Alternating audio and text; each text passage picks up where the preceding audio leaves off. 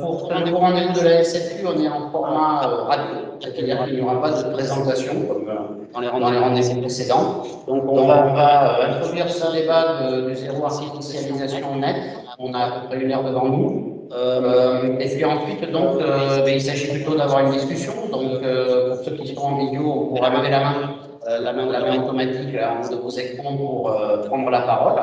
Et puis, de notre côté, donc, on a un petit peu préparé quand même l'entrée dans la discussion, d'une part avec Dominique Lancrenon, la co-présidente de la Société française des urbanistes, qui nous parlera un petit peu du diagnostic, voilà, où est-ce qu'on en est sur ce thème du zéro artificialisation net.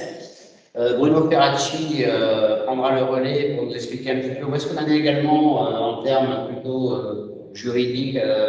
Voilà, vous avez eu dans l'invitation l'ensemble du travail, du gros travail de Bruno de référencement en fait, des textes qu'il faut avoir en tête pour parler de ce sujet aujourd'hui.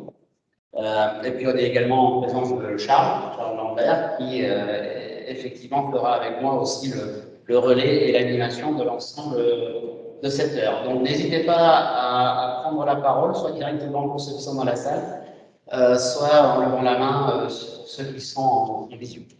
Donc pour commencer, le mot peut-être Dominique sur le diagnostic et ce qu'on sait en fait aujourd'hui. Finalement, pourquoi est-ce qu'on a besoin de parler de ce sujet? Est-ce qu'on a un regard sur les évolutions récentes d'occupation du territoire, pour résumer très vite? Et est-ce qu'on a quelques chiffres qui permettent un peu de planter le décor? Alors oui, nous avons quelques chiffres. Donc, je vais vous citer en fait principalement deux documents sources, un au niveau européen qui vient des études ESPON et qui date de décembre 2020 et qui regarde l'urbanisation en Europe depuis l'an 2000 à partir des images satellites que l'on connaît sous le nom de Corinne Landcover, qui paraît tous les 6 ans. Donc on a 2006, 2012 et 2018. Donc c'est vraiment une photo satellite qui permet une analyse de l'occupation des sols. Et puis l'étude française, qui est l'étude réalisée par le CEREMA sur les déterminants de la consommation d'espace et qui, elle aussi, date de fin 2020 et qui porte sur l'urbanisation en France de 2009 à 2019, sur les 10 dernières années. Alors on voit qu'effectivement les définitions ne sont pas les mêmes des deux côtés. Mais alors, premier constat général européen, que la croissance de l'urbanisation en Europe, des villes européennes, est de 78% depuis les années 50, alors que dans le même temps, la population a augmenté de 33%. Là, c'est une espèce de grande ligne générale. Et donc, derrière cette question d'une urbanisation plus importante que ne l'est la croissance de population ou d'emploi, eh bien, on va trouver les notions d'efficacité de l'urbanisation qui sont à l'étude je dirais, et au niveau européen et au niveau national.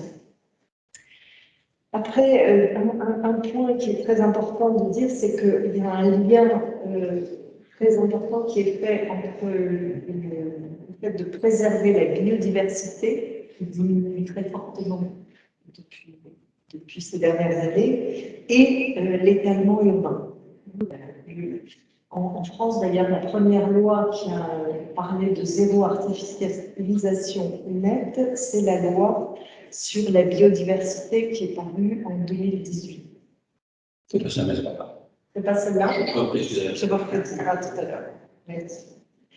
Voilà, alors, si je parle de quelques chiffres au niveau européen. Donc, entre 2000 et 2018, on a 1,17 million d'hectares qui sont consommés, qui sont pris à l'espace agricole, naturel ou forestier au niveau européen. Toujours au niveau européen, l'utilisation de ces espaces est faite pour l'habitat pour 35%, pour les activités pour 37%, pour les infrastructures pour 17% et pour ce qui est appelé le urban green pour 11%, c'est-à-dire qu'on trouve les parcs, les stades, des équipements verts des villes. Alors, si je compare toujours avec la France, hein, comme j'ai pas de papier, sans visuel, la France ne parle pas de la même chose. Je vais me permettre de vous montrer une seule image pour comparer de quoi on parle dans les deux cas. Là. Donc, il faut que je partage mon écran. J'ai le droit hein, de partager. Oui. Ouais. Fenêtre. Et je vais partager. On ne la voit pas. Comment ça se fait? Voilà. C'est ça. Je ne sais pas si vous le voyez au niveau. Non, au niveau de la team, vous ne le voyez pas. Oui, on va le voir, oui. T'en fais pas, on va le voir comme ça. Tu crois? On le voit, oui. Ouais, ok. Voilà, est-ce que vous le voyez? Donc là, vous voyez, voilà deux images de territoires urbanisés. La manière dont le CEREMA aujourd'hui considère l'occupation du sol, en fait, c'est à partir du cadastre. En France, on a 95% du territoire qui est cadastré. Et ce qui n'est pas cadastré en France, c'est très souvent en ville, puisqu'il s'agit très souvent d'espaces publics. Donc, sur cette base-là, en gros, on a 10% du territoire national qui est urbanisé et 90% qui est en espace naturel forestier et agricole. Donc là, vous voyez, il suffit qu'il y ait une maison sur la parcelle pour que l'on considère que l'ensemble de la parcelle soit urbanisée. La même ville vue avec une occupation des sols, cette fois-ci, qui distingue ce qui est bâti de ce qui est non bâti, donne évidemment une vue très différente, hein, puisque là, on va considérer les surfaces de jardin, les surfaces de parc, comme n'étant pas forcément urbanisées. On va les distinguer. Donc, du coup, si on compare, enfin, au niveau européen, d'après Corinne Vancouver, je vous donne un chiffre moyen, hein, l'urbanisation en France porte sur en gros 10 000 hectares par an, alors qu'avec la méthode CEREMA qui prend les parcelles cadastrées, on est aujourd'hui à 23 500 hectares par an avec des salles de territoire naturel. Vous voyez, cette histoire de définition, c'est important. Je pense qu'elle n'est pas encore tranchée aujourd'hui pour l'écriture de la loi qui nous intéresse complètement. Je pense qu'elle est.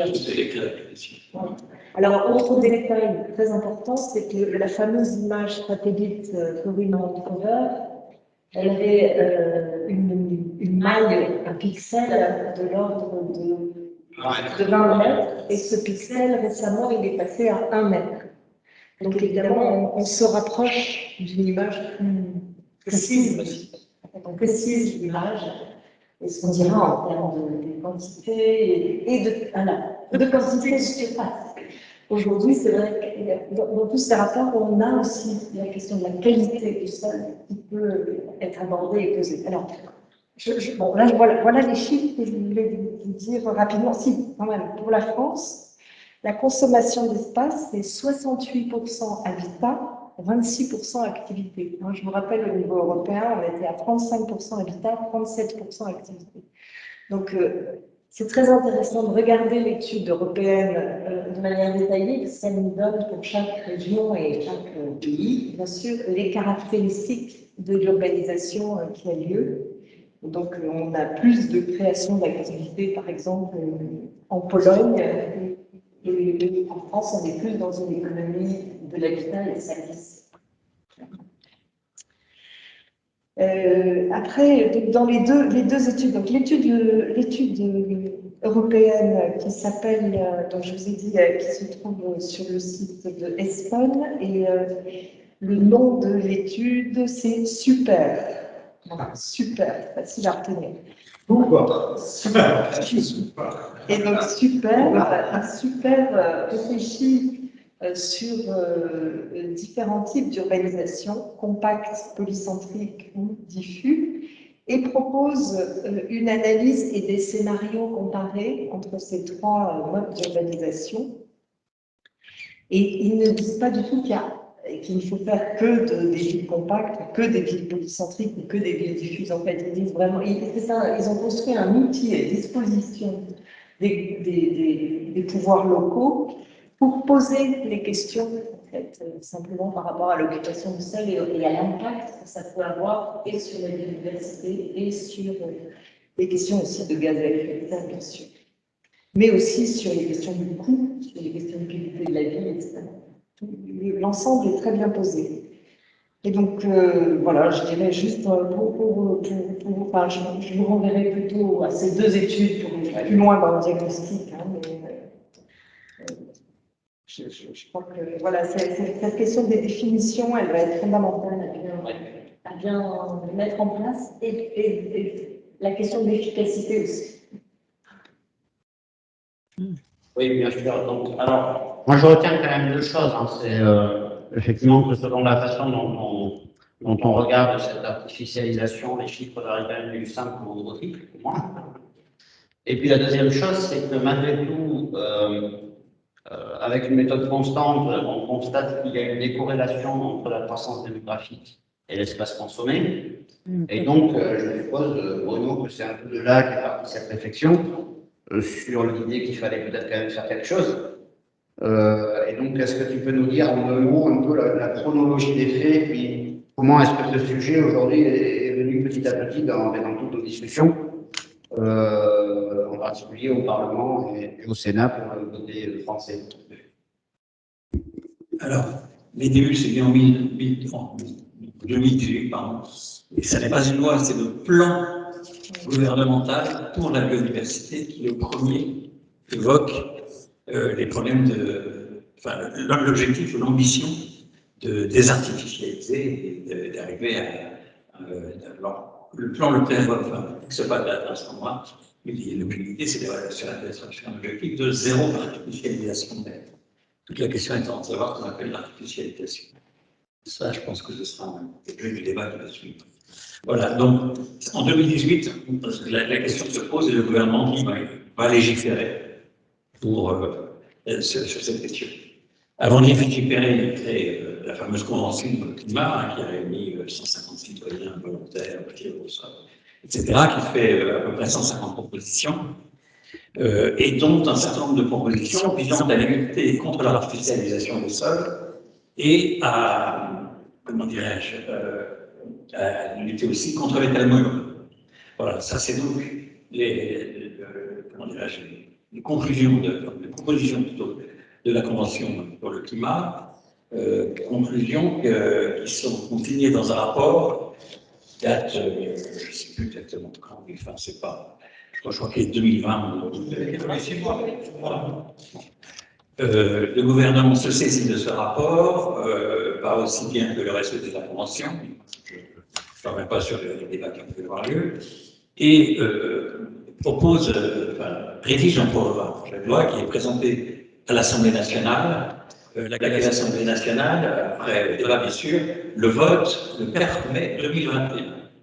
Donc la France, système bicamériste, système parlementaire bicamériste, donc après avoir été voté par l'Assemblée nationale, le projet de loi est transféré au Sénat, qui réunit diverses commissions pour le projet, lesquelles commissions produisent divers amendements.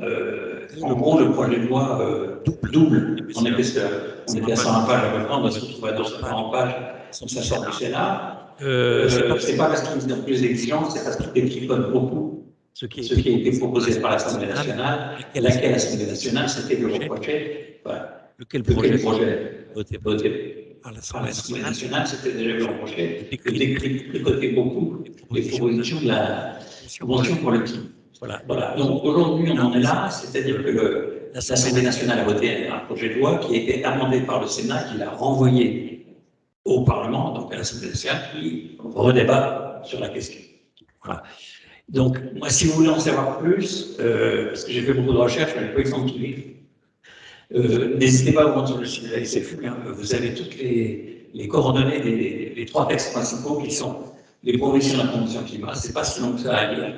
Et puis, il y a un sommaire qui est bien fait, donc on peut isoler assez rapidement les articles très au problème d'artificialisation des sols, de lutte contre l'étalement urbain. Et puis ensuite, si vous voulez faire du législatif, vous pouvez comparer ce qui a été voté par l'Assemblée nationale et ce qui a été voté par le Sénat. J'ai mis, pareil, hein, dans le petit article qui est sur le site de la SFU, un renvoi à la synthèse des débats des commissions du Sénat. Ça permet de voir, en fait, plutôt qu'il y a tous ces textes qui ne sont pas forcément passionnants à lire, de voir les objectifs qu'ils avaient, ce qu'ils ont voulu changer, pourquoi, etc. Voilà. Donc ça, c'est le dispositif législatif. Mais, comme chacun sait, on est sur des grandes inventions de loi. Et derrière, il va falloir passer à des décrets, pour que ces décrets définissent des règlements ou des règles qui vont être reprises, notamment dans le code de l'urbanisme et puis aussi dans le code de l'environnement. Et c'est là que va se poser la question de savoir qu'est-ce que c'est que l'artificialisation, comment on la mesure. Et nous, il nous semble une notion qui serait intéressante à, comment dirais-je, à introduire, c'est celle de qualité d'un sol. Parce que qu'est-ce que c'est qu'un sol naturel? Un terrain de foot engazonné, il est artificiel, il est naturel. Est-ce qu'il y a des sols naturels de meilleure qualité que d'autres? Une vigne qui vient remplacer une lande à Belle-Île contre laquelle il y a tous les riverains qui se dressent, alors que les agriculteurs qui vont faire pousser la vigne ont des pratiques biologiques, etc.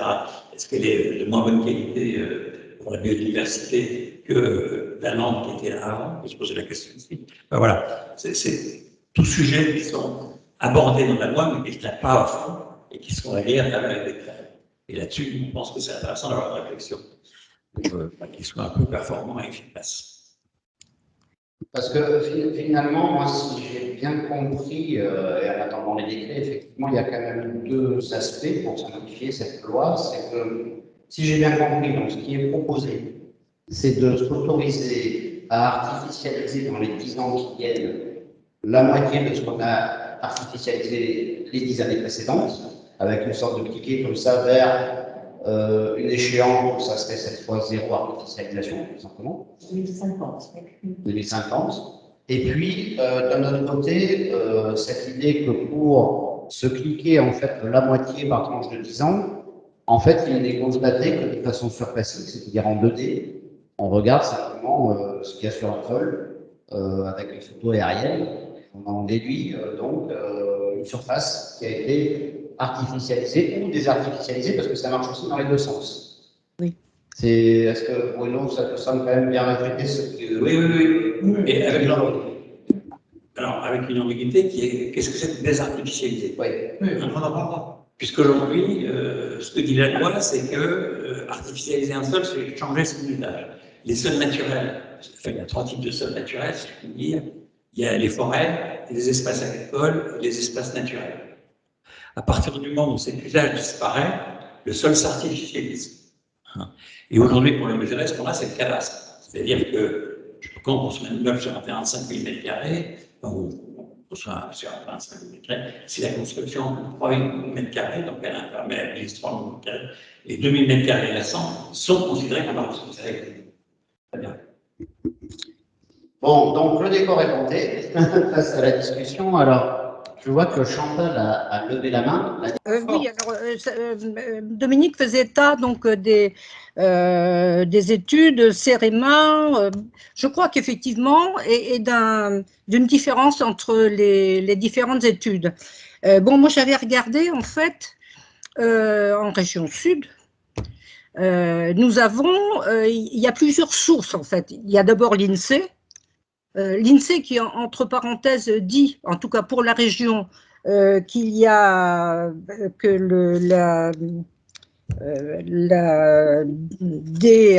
l'artificialisation ne correspond pas forcément à l'urbanisation, au nombre aux besoins d'habitat, parce qu'il y a une transformation des résidences secondaires, enfin bon, il y a tout ça. Oui. Il y a d'autres, bon, un interlocuteur quand même que je privilégie, bon ici c'est plutôt la SAFER, donc qui est l'organisme qui est chargé de surveiller les terres agricoles. Oui. Et puis, je fais partie, à titre personnel, d'une association qui s'appelle France Nature Environnement, que j'avais au début contacté et que je cotise pour les sujets d'éclairage public. Non approprié, de tout ce qui est éclairage qui est en train de détruire aussi une grande partie de la biodiversité, notamment au milieu marin, sur les plages. Voilà. Donc, je pense que là, déjà, il y a des grandes différences. Alors, nous, en région PACA, jusqu'en 2007, on était bien au-dessous de l'artificialisation de la France, mais depuis, on s'est rattrapé, et là, c'est énorme. Entre 2015, alors j'ai noté, entre 2011 et 2015, on a pris 5500 hectares pour l'urbanisation, tout confondu, activité, logement et infrastructure. Alors, dans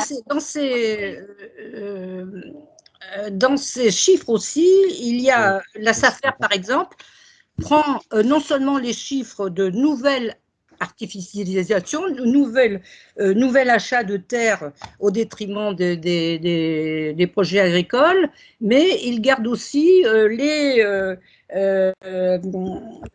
dans les plis les terrains qui ont été dits constructibles et qui, à leur avis, enfin, qui pour eux ne sont pas constructibles. Donc, voir comment on leur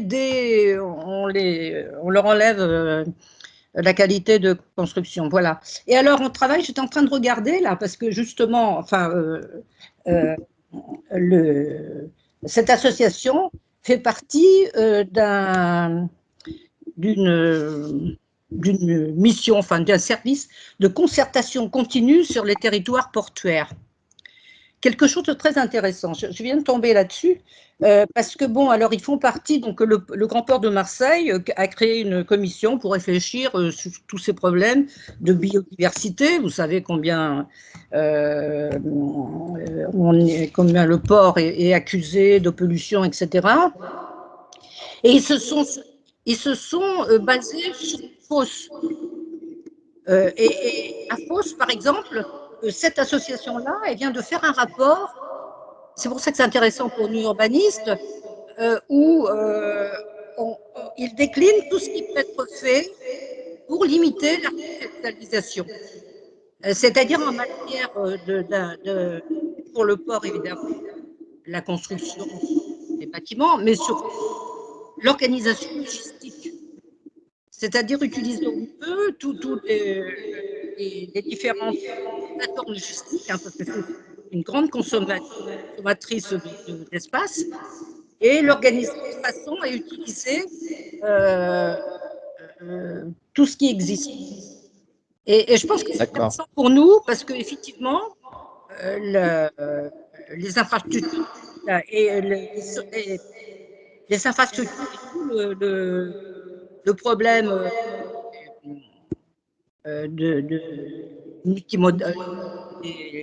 des activités modales sont très intéressantes. C'est un truc très intéressant. Je vous enverrai. Ok, merci Chantal. Je vous entends mal parce que, bon, effectivement, c'est merci pour ton témoignage. Moi, je me demandais si, en fin de compte, c'était pas le rôle des Scouts de regarder tout ça et, oui, de traduire tout ça en termes pragmatiques, territoire par territoire. Peut-être que Charles, tu veux rebondir sur tout ce qu'on vient de dire déjà, dans une première réaction. Volontiers, je ne suis pas sûr que ce soit un rebond.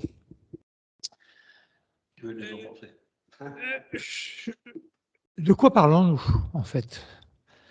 On parle du mode de vie le plus apprécié des Français. Le mode de vie le plus apprécié des Français, l'ambition de la plupart des jeunes qui sont interviewés de manière un peu calme et discrète, c'est, au fond, j'espère réussir ma vie et à la fin avoir une maison et une famille. Faire le tour. Donc, on parle de ça.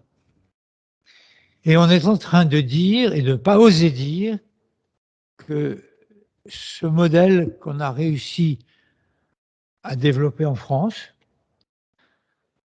on ne peut plus le tenir à cause des effets qu'il produit sur le reste du monde et réciproquement. Et ça, c'est un acte politique immense. Et je crois qu'il ne faut pas qu'on espère y parvenir. Parce que c'est tellement immense que c'est l'opposition entre un bien et un mal, et que dans l'histoire, chaque fois qu'on a voulu opposer le bien et le mal, ça a duré des centaines d'années, ça a fait des nuits de la Saint-Barthélemy, ça a fait des choses qu'on ne peut pas continuer à risquer. Or, personnellement, mais je sais que je ne suis pas tout seul, la dimension des Gilets jaunes, moi je l'ai vécu, j'habitais une commune de 3000 habitants pendant cette période des Gilets jaunes. Il y avait une autoroute qui était à 30 km, il y avait donc un échangeur, et il y avait un rond-point à l'échangeur, et il y avait donc un groupe à cet échangeur. Les Gilets jaunes, c'est vraiment un mouvement profond, intime des gens. Intime parce qu'il est intime à l'intérieur du couple, c'est-à-dire qu'il me faut une raison de sortir. Même la télé m'a enlevé la raison d'aller sur le terrain de foot. Tous ces trucs. Il faut que j'aille voir les autres. Et il faut que j'aille voir d'autres autres. Donc, il y a eu ce premier point. Le deuxième point, c'est que on continue parce qu'on entretient le système de distribution du pouvoir, des valeurs, des reconnaissances, etc., qui a été fait et qui a été multiplié par la Révolution française en créant les départements et toutes les instances et les institutions. Ça a permis à des gens de se reconnaître ou d'être reconnus par d'autres. Et on n'ose plus agir sur cette structure-là qui, aujourd'hui, passe par les réseaux sociaux pour communiquer et non plus par la diligence. Souvenez-vous que le chef-lieu avait été choisi et la dimension des départements pour qu'on puisse faire l'aller-retour au chef-lieu dans la journée avec une diligence. Ça, c'est le découpage de 1789. À cette époque-là, il y a eu différents projets de découpage, un qui ressemblait à celui des États-Unis, c'est-à-dire un découpage orthogonal, en disant, bon, ça passe ou ça passe, l'autre qui était, il faut produire plus sur un versant que sur un autre, et en bas, pouvoir circuler et compagnie. Donc on est là-dessus, et les lois de fer de 1982 et 1983 ont dramatisé tout ça, mais depuis, on n'ose plus changer. On dramatisait tout ça, pourquoi? Parce que toutes les bonnes idées que nous avons, nous les appliquons au territoire de la commune de 1789. Et donc, la bonne idée qui est le zéro artificialisation nette, puisque c'est le résultat planétaire qui nous importe, en l'occurrence, on va encore l'appliquer à des territoires qui ne sont pas adaptés à ce type de choix. Donc, si et tant qu'on n'aura pas pris mesure de la dimension immense du changement que nous avons, et qui est certainement bénéfique, qui est certainement nécessaire, etc., et qui est certainement un progrès, en particulier un progrès sur la participation des habitants, à une définition de leur avenir. Je ne dis pas qu'il faut qu'ils reviennent dans des logements collectifs en espérant être plus vieux, mais en disant notre communauté, elle ne fait plus 2780 habitants, elle fait 3 780 000 habitants, mais nous l'avons choisi et nous avons des modes d'urbanisation à l'intérieur de cette communauté qui diffèrent. Voilà ce que je voulais ajouter, parce qu'il me semble qu'il ne faut pas oublier que c'est dans ce cadre-là que tout ça est en train de s'inscrire. Merci. Oui, Bruno, je vais te passer la parole. Moi, il me semble quand même que... Alors, vous réagissez, hein autant que vous voulez. Moi, il me semble que finalement, de mettre aussi le sujet sur la table, c'est peut-être éveiller cette nouvelle conscience. Parce qu'on voit bien que c'est parti d'une idée de la biodiversité. Puis maintenant, ça se retrouve dans le terrain de l'urbanisme. On avait vu dans un rendez-vous précédent les conditions pour vivre dans des densités importantes tout en étant dans le bien-être, on va dire. Ouais. Donc, je pense qu'il ne faut pas revenir sur cette idée pavillon contre collectif, etc., etc. On avait vu d'ailleurs qu'il y avait peu de liens entre la densité et les formes urbanistiques ou architecturales. Mais malgré tout, la question que tu poses, je pense qu'elle est intéressante et je pense que la loi, du coup, permet de la poser. C'est qu'est-ce que c'est que notre bien commun en tant que sol, enfin le sol, voilà, quelle est la richesse du sol en France ou en Europe. Et puis moi, j'avais une autre question, c'était de me dire, en fin de compte, est-ce qu'il faut qu'on passe par ces cliquets de diviser par moitié chaque 10 ans, parce que on a quand même déjà réussi quand même à protéger beaucoup de zones. Je crois que le territoire naturel, par exemple, protégé en France, sont beaucoup plus importants aujourd'hui qu'il y a 20 ans. Donc finalement, est-ce qu'il n'y avait pas d'autres solutions? Parce que je crois aussi que la loi, en fait, ne regarde l'artificialisation que par rapport à ce qu'on appelle l'agriculture, la forêt et les espaces naturels. Mais finalement, on peut aussi artificialiser des espaces qui sont peut-être dans aucune de ces trois catégories, mais qui sont pour autant très précieux. Ah Bon, oui. je pense à tous les espaces de respiration autour des villes, etc., qui ont des statuts un peu indéfinis, etc. Donc voilà, moi je pense qu'effectivement tu as raison en disant que la question, il faut que les habitants se l'approprient, mais ce qu'on voit aussi, c'est elle est infiniment complexe.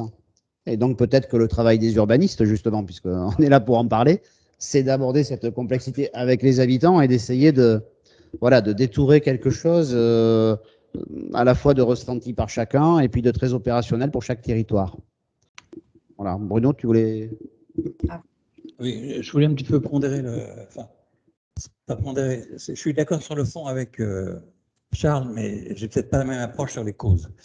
C'est l'idée du modèle, enfin, de ce qui serait un idéal, c'est-à-dire la maison individuelle à la campagne, entre guillemets, hein, ou en banlieue, parce que la campagne, c'est devenu la banlieue.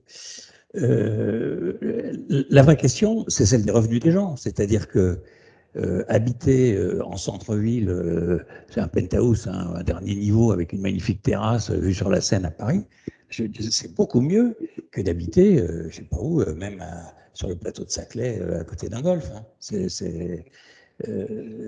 Voilà, donc, à mon avis, ce n'est pas une question d'idéal ou de que ce serait mieux, c'est qu'ils n'ont pas les moyens de faire autrement s'ils veulent un peu de surface dans leur logement et s'ils veulent un peu d'espace vert. Quoi. Enfin, c'est aussi bête que ça.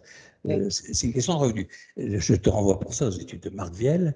La question de l'étalement urbain, c'est une question de revenus des gens, c'est qu'est-ce qu'ils sont capables de mettre comme argent dans un logement, et effectivement, bah, en ville, s'ils veulent un truc sympa, c'est très cher, ils n'ont pas sur les mains. Et en plus, on fait des autoroutes partout, on fait des nouveaux métros, des machins comme ça, pour que quand tu es en banlieue, tu puisses revenir facilement vers le centre. D'accord? Ça, c'est un truc qu'on ne mesure pas. Hein. Je veux dire, le Grand Paris Express, c'est un truc à embouteiller, enfin, à favoriser l'étalement urbain, hein, quelque part. Quelque part. Tout à fait. Parce que quand on améliore la circulation des gens qui sont sur place, mais du coup, on crée aussi un exode vers les endroits qui sont desservis par les nouveaux transports en commun. C'est vrai pour les autoroutes, c'est vrai pour les moyens de transport, pour les transports en commun performants. Donc, tu vois, je relativise un peu le truc. En revanche, ce que tu dis, le défi, il est terrible. Parce que qu'est-ce qu'on demande maintenant, qu'est-ce qu'on propose maintenant, c'est de dire aux gens, si vous voulez construire, vous utilisez un sol qui a déjà été construit. Hein, Ouais. on recycle. C'est-à-dire c'est encore plus cher. Donc, je ne sais pas comment on va s'en sortir. Là, en revanche, je ne sais pas comment on fait. Charles, merci. Si j'ai levé le doigt de manière si nette au début de ton intervention, c'est parce que les Gilets jaunes, au fond, on ne sait pas combien c'est, mais c'est 20 à 25 millions de personnes. Nous avons un exemple dans le monde que nous vivons tous les jours, mais on fait semblant de ne pas le savoir. Dans la Chine, la People Republic of China, qui a 1,3 milliard d'habitants, il y en a 450 millions qui ont le statut urbain et 850 millions qui ont le statut de ruraux. C'est-à-dire qu'ils sont parqués chacun dans leur territoire, ils n'ont pas le droit d'en sortir sauf à des conditions particulières. Ils n'ont pas les mêmes droits à l'accès services publics, à l'hospitalisation, etc. Ce sont des nations différentes.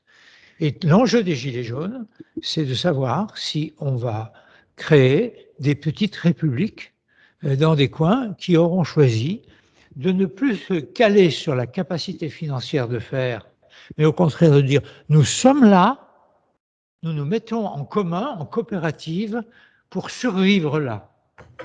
C'est tout à fait différent de la position qui est prise par la technocratie qui disent, technocratie, les banques, les machins, les architectes, les machins, etc., les entreprises, ils disposent de 287 000 euros, la grand-mère en trouvera bien 39 000, donc je vais leur faire une proposition à 315 000. Mais c'est comme ça que toute la chose se produise. Et il y a certainement d'autres façons de faire, et de toute façon, c'est intéressant d'en trouver. Je voulais terminer par là. C'est intéressant pour nous, mais c'est intéressant pour les gens d'avoir sur une ou deux ou trois générations l'impression d'avoir fabriqué leur cadre de vie. Pas le cadre de vie au sens j'ai planté un arbre, encore que ça compte beaucoup, mais de dire j'ai fait ma communauté, j'ai été élu ou je suis responsable de quelque chose. Et on retrouve à l'inverse de l'appareil électoral, mais au contraire de l'appareil de reconnaissance territoriale. Et si la région sait se définir par rapport à une autre sur l'intensité de la part que l'on donne à l'origine territoriale par rapport à l'origine fédérale, si on sait avoir des régions différentes, je crois qu'on aura beaucoup progressé. C'est loin par rapport au sol, mais qu'est-ce qui nous compte? C'est de pouvoir dire, nous, territoire français, nous sommes en zéro artificialisation nette. Par rapport au Bangladesh, par rapport à tous ces pays qui souffrent encore plus que nous du réchauffement climatique en particulier, puisqu'il s'agit de ça à l'origine, c'est une analyse technique sur l'absorption, etc. C'est notre performance nationale qui compte. Donc c'est d'une chance formidable d'avoir une occasion de modifier assez profondément sur un critère nouveau l'ambition de chaque citoyen dans notre pays. Enfin voilà ce que on peut ajouter. Oui, Chantal, tu voulais réagir? Oui, je suis toujours, je vous embête à couper le micro, c'est ça?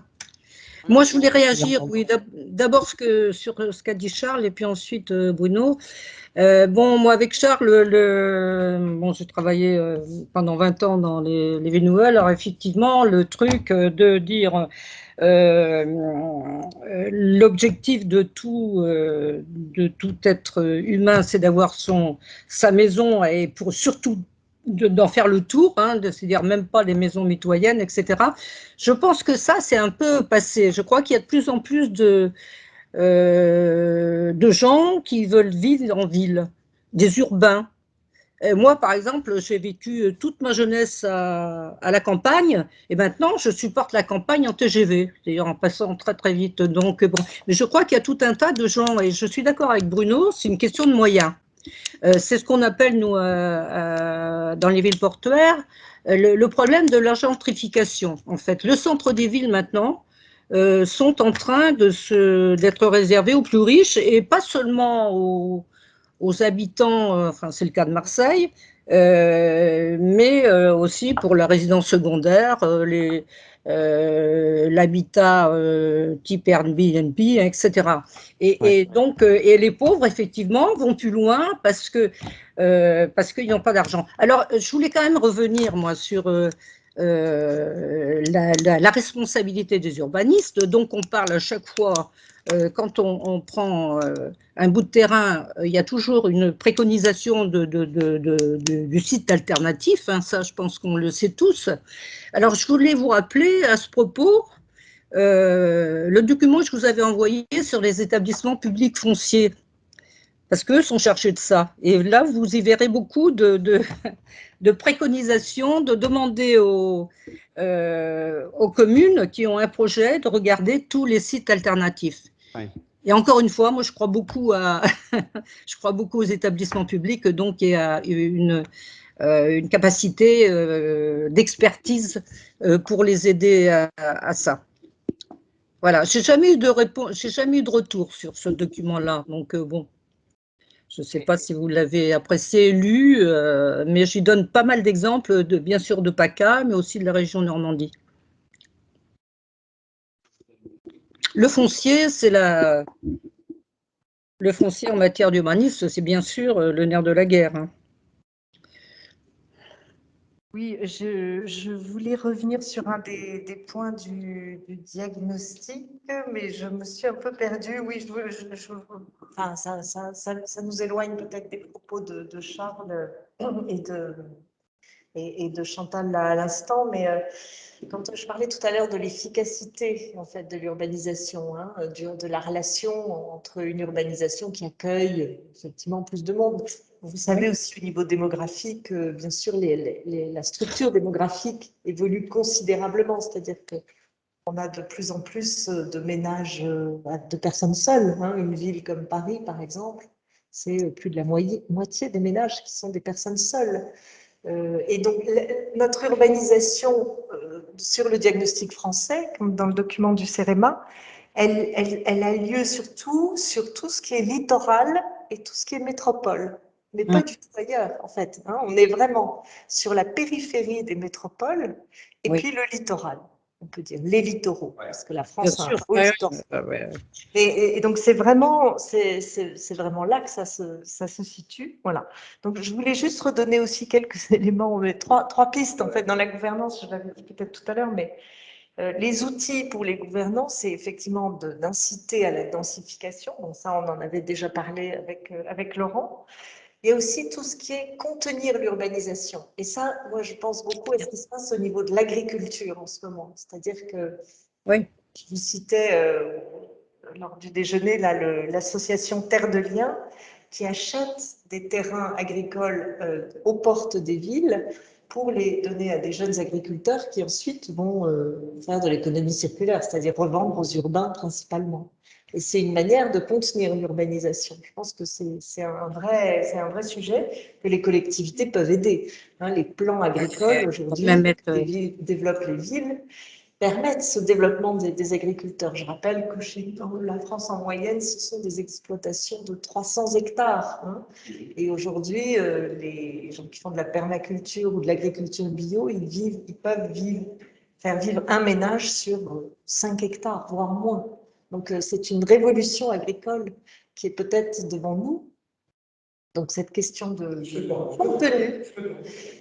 Et alors, oui, et le dernier sujet qui est énorme, évidemment, pour nous urbanistes, c'est régénérer, renouveler. Et là, pour le coup, tout ce que tu dis sur la citoyenneté et sur la capacité des gens à s'investir pour régénérer, renouveler, c'est considérable. C'est considérable. Et c'est intéressant. Et puis en plus, ça concerne tout le monde. Enfin, je veux dire, véritablement, comment je fais pour récupérer l'eau de mon quartier, pour en faire quelque chose qu'on partage? Comment je récupère mon énergie pour la partager? Comment je construis enfin, je veux dire, tous les usages qu'on a pu voir lors de notre dernier rendez-vous peuvent se reconstruire autrement dans une ville qui n'est plus que sur effectivement la parcelle individuelle de chacun. Et c'est essentiel. Moi, je pense que, en fait, je reviens un peu sur ce que disait Bruno par rapport aux revenus. Je pense qu'il faut se méfier quand même de la caricature qui dit que les gens qui sont chassés du centre-ville par manque de revenus se retrouvent dans un pavillon à 30 km. Non, parce que justement, les études, je pense, les dernières études, elles démontrent plutôt que les poches de pauvreté sont plutôt concentrées autour des villes, dans une proche périphérie, et que derrière, la nappe de pavillon, c'est pas forcément les gens les plus pauvres, en fait, et alors, à plus forte raison, voilà, donc on est bien d'accord. Et à plus forte raison quand on est sur le littoral, et voilà. Donc, il y a cette notion que finalement, il y a sûrement intérêt quand même à freiner cette volonté, enfin, en plus quasiment typiquement française, hein, quand on voit 60% de la tâche plutôt que 30% ailleurs en Europe pour le logement. C'est quand même Alors, c'est peut-être dû à ce que tu disais, à notre héritage hein, d'un tissu urbain extrêmement maillé en France et assez spécial. Maintenant, moi, je pense qu'il y a aussi des nouvelles opportunités qui tombent assez bien avec cette loi. Par exemple, toutes les tentatives de régénération des villes moyennes, des centres-villes en déshérence. Il y en a aussi beaucoup en France, hein, des Oui. centres-villes à rénover. Mais la question qu'on peut se poser, du coup, pour l'application de la loi, c'est par rapport à. D'ailleurs, c'est aussi quelque chose qu'on avait démontré sur l'étude de la densité à La Réunion, c'est que finalement, les endroits les moins chers pour s'installer, c'est souvent des endroits qui ont une autre qualité de sol, par exemple l'agriculture. Et finalement, entre s'installer quelque part où on a un sol agricole facilement accessible et s'installer à 200 mètres sur un sol qui n'est pas agricole, eh bien, parfois c'est moins cher pour celui qui veut s'installer d'aller sur le sol agricole. Donc en fait, il y a un système d'échange en fait, de valeur de sol qui n'est pas effectif aujourd'hui. Et la question que posait Bruno, on peut se la poser au titre peut-être de la revitalisation des villes moyennes. Alors, il y a le sujet des friches, évidemment. Ben, c'est finalement, est-ce qu'il ne pourrait pas y avoir un système national ou je ne sais quoi de financement de la différence? Parce que entre un sol agricole et un sol, je dirais, à requalifier ou à rénover, si on est dans une dent creuse, par exemple, en centre-ville, il y a toujours des surcoûts. Donc, on aura toujours intérêt à aller sur le sol agricole. Donc, finalement, il y a peut-être à réfléchir à, d'une part, la qualification financière de ce que c'est que la qualité d'un sol, qu'il soit agricole, forêt ou espace naturel. Et puis, ben, finalement, est-ce que collectivement, on ne peut pas aider à payer la différence? Oui, sur cette notion de différence, c'est vrai qu'on a plusieurs mythes sur lesquels se sont établis les valeurs de la nationalité française. Et en particulier, on en a parlé à quelques-uns il n'y a pas très longtemps, en particulier le mythe de l'égalité. Et associé à ce mythe, on est arrivé à une société qui puisqu'elle légifère de plus en plus, est de plus en plus judiciarisée. Et s'il y a une chose que la justice adore, c'est faire des divisions, des additions, des comparaisons de pourcentages, etc. Donc, on s'est mis dans un système qui ne peut plus nous produire de calcul net à l'échelle d'une communauté si on n'a pas défini d'avance quel est le projet. Parce que, par exemple, les nouvelles centrales de production d'énergie, elles seront pour l'instant en eau solaire ou photovoltaïque. On sait qu'il y a également l'énergie de l'hydrogène qui est utile, nécessaire, elle se stocke, etc., etc. Tout ça, il faut des surfaces immenses. On va les mettre où? Or, il faut qu'elles soient prioritaires. Qui va dire au maire de la commune A, Z, que dans sa commune, il faudra qu'il y ait 40 000 mètres carrés de sol réservés à ces activités dans une échéance de 20 à 30 ans, etc. Donc, on est bien obligé d'avoir dorénavant d'autres niveaux d'ambition sur d'autres niveaux de territoire. Donc, je crois que tout ça, si on se met à l'échelle de ce que l'on fait, ça remet complètement en cause la loi d'orientation foncière appliquée à l'échelle des communes, telle que nous ont fait de 1982 et 1983. Et moi, ça ne me gêne absolument pas, parce que quand on regarde, j'ai vécu toute ma vie ou presque avec la loi d'orientation professionnelle, avec la loi d'orientation foncière, qu'est-ce que c'est que l'urbanisme maintenant aux yeux des gens? C'est quoi? Ben, c'est de l'emmerdement, des rendez-vous, des avocats, etc., du temps pour rien. C'est tout ça pour à la fin va réussir peut-être à pouvoir construire quelque chose au moment où on a déjà deux enfants qui sont partis.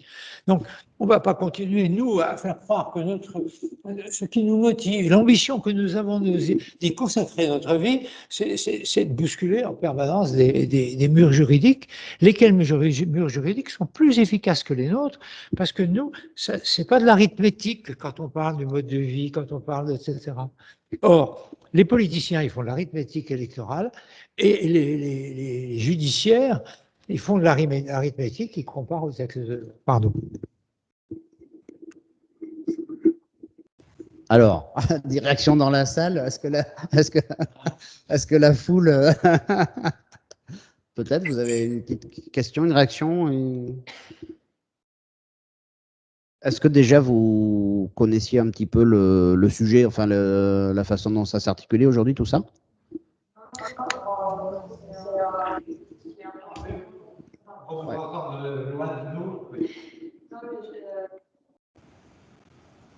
c'est un sujet qui est incontournable aujourd'hui dans le rapport des enjeux qu'on va devoir prendre en compte aujourd'hui. Et évidemment, les anthropologies urbaines, mais du coup, l'intérêt ici, c'est justement de pouvoir écouter dans vos différents regards et la perception c'est un peu esthétique, un peu sociologique. Je pense que c'est une question qui a un peu plein d'autres.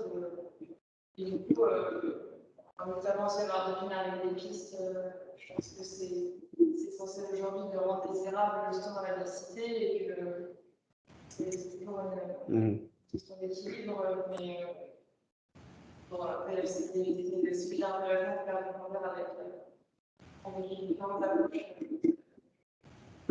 Peut-être qu'on peut revenir sur la question du logement et des personnes qui souhaitent aujourd'hui vivre plus en banlieue et avoir le passeport et le petit jardin et la famille. Je pense que ce modèle est en train de bouger aujourd'hui. Et on voit vraiment, par exemple, le développement du living et des nouvelles façons de vivre de la ville. Enfin, moi, j'ai plein de jeunes qui se voient à moyen et long terme, pas à 70 ans, mais à 35, 40 ans, pour des enfants vivre, partager l'espace dans lequel ils vivent. Après, j'ai peut-être une vision un peu biaisée parce que j'ai grandi à Paris et j'ai la vision très parisienne. Ouais. En fait, je trouve ça la même. On voit aujourd'hui rapidement. Et oui, non, dans ma part, j'ai grandi en milieu rural et c'est toujours des petites et j'ai pas spécialement de sensation. Et je pense que c'est justement avec d'autres alternatives des erreurs qu'on a vues en ville. Oui, oui. Peut-être pour rebondir, encore dans le cas parisien, Paris est bien sûr très. Enfin, vivre à Paris, c'est très coûteux. Après, je pense que dans la métropole, c'est vraiment en périphérie, je pense notamment à Clichy, à Argenteuil, etc. C'est une population assez précaire. Et ensuite, on va plus loin, c'est moins accessible et le niveau de revenu est plus élevé. Et, oui, il y a une sorte de vague comme ça, oui, de creux.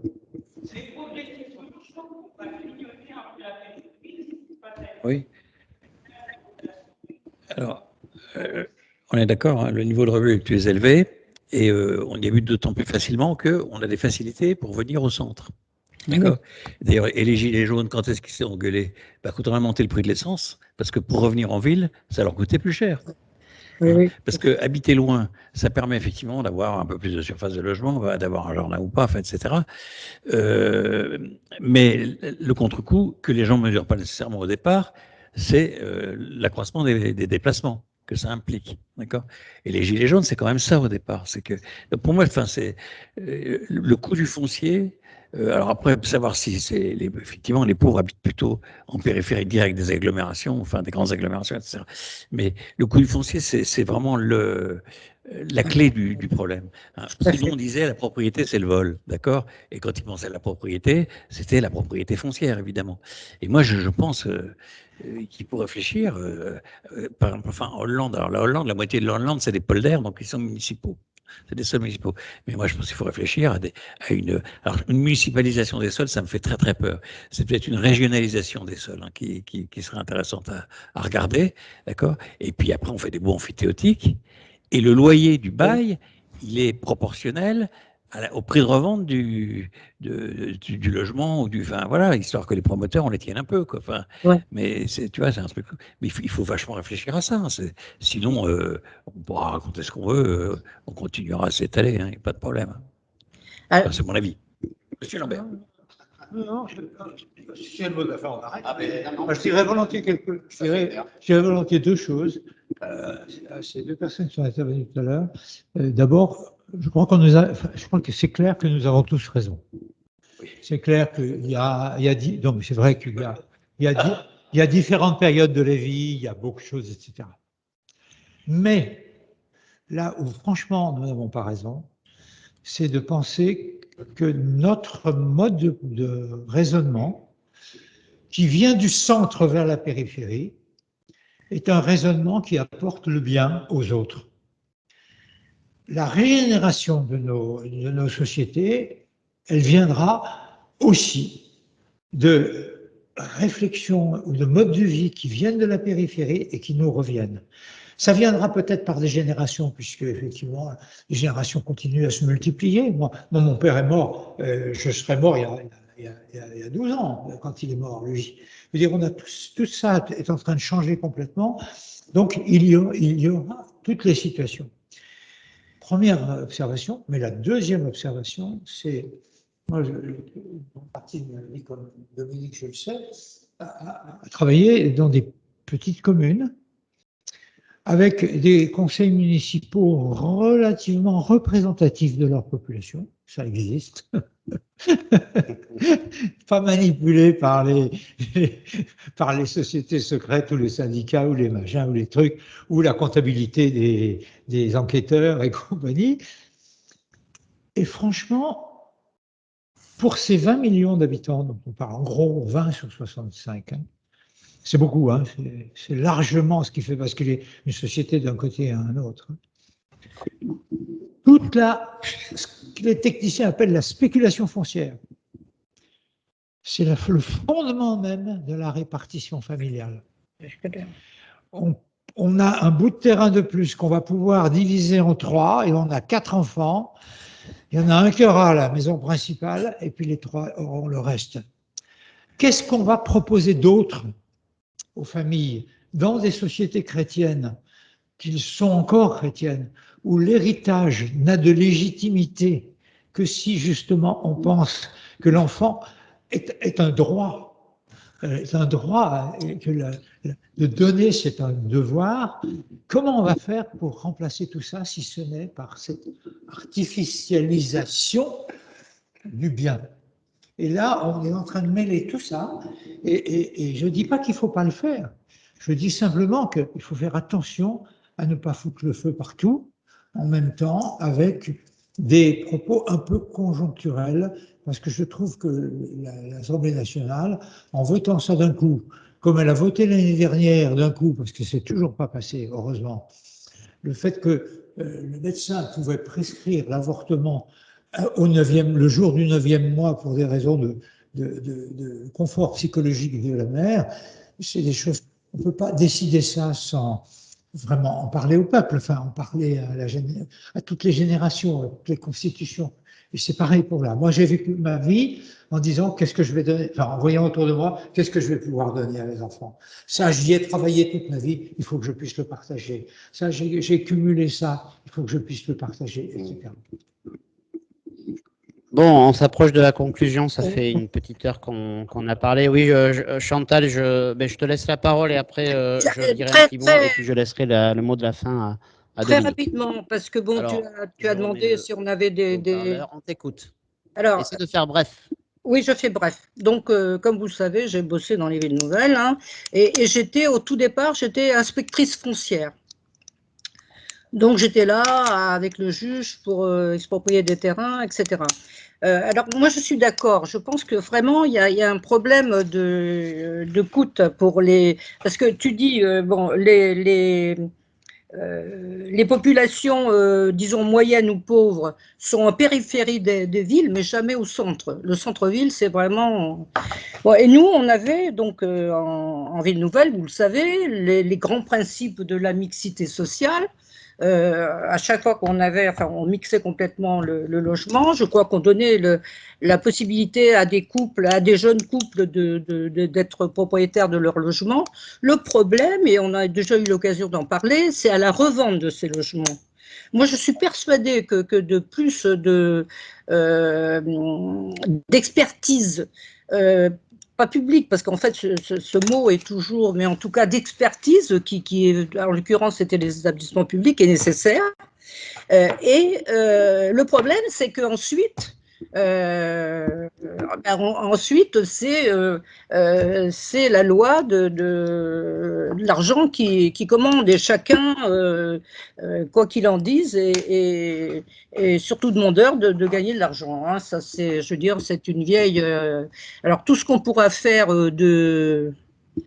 de public. On revient sur, alors tu parlais, Charles, des successions. Moi, je suis contre les successions complètement. Je pense qu'effectivement, je crois qu'il faut qu'on fasse des choses là-dessus. Ça sera sans doute le meilleur moyen d'équilibrer nos sociétés. Mais on n'en est pas là.